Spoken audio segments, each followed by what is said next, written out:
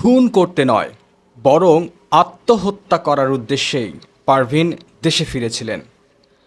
আমি খুনি, এটাই সত্য। সারা দুনিয়াও তাই জানে।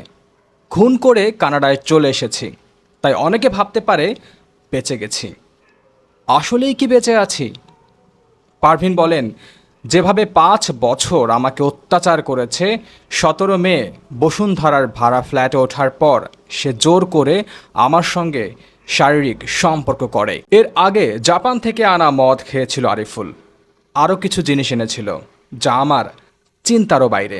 এরপর যখন আরিফুল ঘুমিয়ে পড়ে, তখন মনে হচ্ছিল আমার সামনে যাকে দেখছি তা কোনো মানুষের চেহারা নয়। মুহূর্তের মধ্যেই কি ঘটে গেছে তা এখন কল্পনাও করতে পারছি না। এখন কানাডায় একটি সেফ হোমে আছি, দায় মাথা পেতে নিতে প্রস্তুত। 2019 সাল থেকে ট্র্যাপে পড়েছি। বহুবার সেখান থেকে মুক্তির পথ খুঁজেছিলাম। আত্মহত্যা করতে গিয়েছি কয়েকবার। বুধবার কানাডা থেকে হোয়াটসঅ্যাপে দেশের একটি প্রথম সারির পত্রিকার সঙ্গে আলাপচারিতায় এসব কথা বলেন জাপান প্রবাসী আরিফুল ইসলাম খুনের ঘটনায় অভিযুক্ত পারভিন আক্তার। তার সাক্ষ্য দেয়া পুরো ঘটনা শুনে আপনার মন্তব্য করুন, দোষটা আসলে কার, পারভিনের নাকি আরিফুলের? গেল 18 মে রাজধানীর বসুন্ধরায় একটি ফ্ল্যাটে আরিফুল ইসলামকে হত্যার পরদিন কানাডায় উড়াল দেন পারভিন। বাংলাদেশে পরিবারের সদস্যদের না জানিয়ে 16 মে ঢাকায় এসেছিলেন তিনি। সারা জাগানো এই হত্যাকাণ্ডের দায় স্বীকার করে পারভিন আক্তার বলেন, আমি খুনি, এটাই সত্য। সারা দুনিয়াও তাই জানে।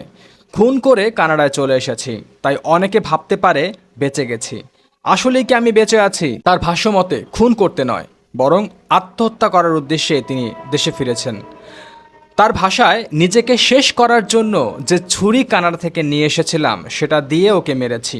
খুন করার মানসিকতা কিভাবে তৈরি হলো সে বিষয়ে পারভিন বলেন, আমার সংসার তছনছ করে দিয়েছে আরিফুল। দিনের পর দিন শারীরিক মানসিক নির্যাতন ও ধর্ষণ করেছে। গোপন ভিডিও করে তা আমার স্বামী ও পরিবারের সদস্যদের কাছে পাঠানোর হুমকি দিয়ে মাসে মাসে টাকা নিত। আমাকে এটিএম বুথের মতো ব্যবহার করেছে। দফায় দফায় 10-12 লাখ টাকা হাতিয়ে নিয়েছে। আত্মহত্যা করার পরিকল্পনা করে যখন কানাডা থেকে প্লেনে উঠেছিলাম, তখনও জানতাম না আরিফুল জাপান থেকে দেশে ফিরেছে। ফেরার পর আমাকে ফোন করে, তখন সে জানতে পারে আমি দেশে এসেছি। আরিফুল ও পারভিন দুজনেরই গ্রামের বাড়ি নরসিংদীতে।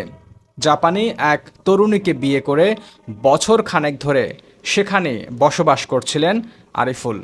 আর স্বামীর সঙ্গে সুখের সংসার করতে 2 এপ্রিল এই বছর কানাডায় পাড়ি জমান পারভিন। পারভিন জানান, 2016 সালে নরসিংদীর ঘোড়াদি এলাকার নাজমুল হাসান বাবুর সঙ্গে তার বিয়ে হয়। এর 1 বছর পর স্বামী কানাডায় চলে যান। তখন নরসিংদীর একটি কলেজে লেখাপড়া করতেন পারভিন। 2019 সালের দিকে রায়পুরার আরিফুলের সঙ্গে পরিচয় হয় তার। ওই সময় হঠাৎ বড় ধরনের রোগ ধরা পড়ে পারভিনের। ক্যান্সারের প্রথম পর্যায়ে ছিল সেটি। পাশাপাশি জানতে পারেন কখনো বাচ্চা নেওয়া তার পক্ষে সম্ভব হবে না। এ সময় তাকে সাহস যোগান আরিফুল। এরপর থেকে ধীরে ধীরে আরিফুলের সঙ্গে বন্ধুত্বপূর্ণ সম্পর্ক গড়ে ওঠে। পরে এ সম্পর্ক ঘনিষ্ঠতার রূপ নেয়। তখন আরিফুলের মাসে 14,000 টাকা বেতনে ঢাকার একটি আবাসিক হোটেলে ছোট চাকরি করতেন। কিছুদিন পর পারভিন উপলব্ধি করেন কি করছেন তিনি। এ সম্পর্ক থেকে বের হওয়ার আপ্রাণ চেষ্টা চালান। পারভিন জানান, পরিচয়ের শুরু থেকে আরিফুল তার স্ত্রী সন্তানের কথা গোপন করেন। এক পর্যায়ে আরিফুলের বিয়ের বিষয়টি তিনি জানতে পারেন। তখন আরিফুল বলতেন, স্ত্রীর সঙ্গে তার বনিবনা নেই, বাচ্চার টানে মাঝে মধ্যে গাজীপুরে যান। প্রতি বছরের শেষের দিকে পারভিনের স্বামী কানাডা থেকে বাংলাদেশে আসেন। 2020 সালে আসার পর প্রথমে জানতে পারেন আরিফুলের সঙ্গে পারভিনের ঘনিষ্ঠ সম্পর্ক রয়েছে। স্বামীর কাছে সবকিছু স্বীকার করে ক্ষমা চান তিনি। এরপর পারভিনকে দ্রুত কানাডা নিয়ে যাওয়ার চেষ্টা করতে থাকেন তার স্বামী। পারভিন বলেন, যখন এই সম্পর্ক থেকে বের হওয়ার চেষ্টা করেছি তখনই গোপন ভিডিও ছড়িয়ে দেওয়ার ভয় দেখায় আরিফুল। এও বলেছে, পুলিশকে জানিয়ে লাভ হবে না, তার রাজনৈতিক হাত অনেক লম্বা। শারীরিক অসুস্থতাকে কখনো আমলে নিত না আরিফুল। এরই মধ্যে 2021 সালের ডিসেম্বরে ভয় ভীতি দেখিয়ে হলফনামায় জোর করে সই করে নিয়ে বিয়ের নাটক করে আরিফুল। এরপর থেকে আমাকে বলতে থাকে কানাডা প্রবাসী স্বামীর সঙ্গে যোগাযোগ রাখা যাবে না।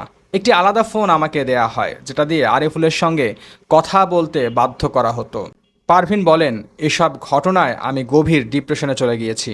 মাসের পর মাস মরার জন্য কীটনাশক ব্যাগে নিয়ে চলতাম। এটাও ভেবেছি এসব জেনেও কি করে আমার স্বামী সব সহ্য করছে, আমাকে মেনে নিচ্ছে। তিনি আরও বলেন, আমার স্বামী প্রতি মাসে কানাডা থেকে যে টাকা পাঠাতো তার অর্ধেক আরিফুল নিয়ে নিত। তার মোটরসাইকেলের তেল খরচ, দামি মোবাইল সেট কিনে না দিলে ভিডিও ছবি ছড়িয়ে দেওয়ার ভয় দেখাতো। বাধ্য হয়ে মাসের পর মাস হাজার হাজার টাকা তাকে দেয়া লাগতো। পারভিন বলেন, নিজে বাঁচতে জাপানি তরুণীর সঙ্গে আরিফুলের বিয়ের সব আয়োজন সে করেছিল। ওই তরুণীর সঙ্গে সব ঠিকঠাক হওয়ার পর কক্সবাজারে হানিমুনে যায় তারা। ওই সময় তার কাছ থেকে 1,00,000 টাকা নিয়েছিল আরিফুল। এর কিছুদিন পর সে জাপানে চলে যায়। সেখানে যাওয়ার পর কয়েক মাস কোনো যোগাযোগ করেনি। ভেবেছি জাপানি তরুণীর সঙ্গে সুখে আছে সে। তবে এ বছরের শুরুর দিক থেকে আবার যোগাযোগ শুরু করে। সবচেয়ে ভয়ঙ্কর ঘটনা ঘটায় ঈদ উল ফিতরের দিন। হঠাৎ কানাডায় আমার স্বামীর কাছে বেশ কিছু ভিডিও পাঠায় আরিফুল। এরপর মেসেজ করে অশ্লীল কথাবার্তা লেখে। সোশ্যাল মিডিয়ায় আমাকে ইঙ্গিত করে নানা হুমকি দেয়া শুরু করে। দ্রুত কানাডা থেকে আমাকে বাংলাদেশে ফেরত পাঠানো না হলে এসব ভিডিও আত্মীয় স্বজনদের কাছে ছড়িয়ে দেওয়ার ভয় দেখায়। এতে মানসিকভাবে আমি ভেঙে পড়ি। পারভিনের ভাষ্য, এ পরিস্থিতিতে আত্মহননের পথ বেছে নিতে কানাডা থেকে দেশে ফিরেছিলাম।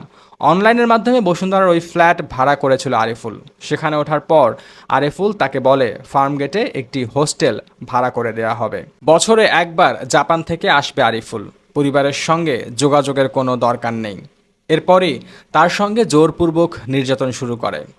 আরেক প্রশ্নের জবাবে তিনি বলেন, খুনের পর ফোন বন্ধ করে রাখতে পারতাম, সেটা করিনি। এখন আমার আশপাশে কথা বলার মতো কাউকে পাচ্ছি না। কেউ কথা বললে মনে এক ধরনের শান্তি পাই।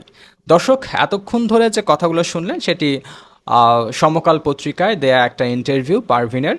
সমকাল পত্রিকার প্রতিবেদক তিনি পারভিনের সঙ্গে যোগাযোগ করেছেন, হোয়াটসঅ্যাপে তার এই বক্তব্য নিয়েছেন এবং এই বক্তব্যটি প্রচার করা হয়েছে। আশা করি এই বক্তব্যটি এই মামলার কাজে অবশ্যই লাগবে। এবং আপনারা পুরো ঘটনা শোনার পর কি মনে হয়েছে আপনাদের, যে কে দোষী, আপনারা অবশ্যই কমেন্টস করে জানান। ভালো থাকবেন আপনারা, নিজেরা ভালো থাকবেন, অন্যদের ভালো রাখবেন, নিরাপদে রাখবেন সবাইকে। আজকের মতো আল্লাহ হাফেজ।